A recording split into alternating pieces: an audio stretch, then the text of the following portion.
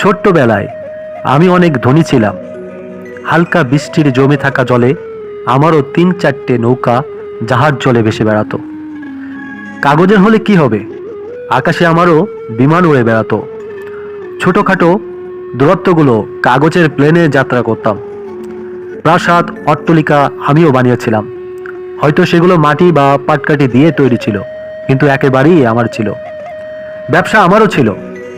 নারকেলের মালা দিয়ে দাড়িপাল্লা বানিয়ে কাটাই কাটাই জিনিস কেনাবেচা করতাম।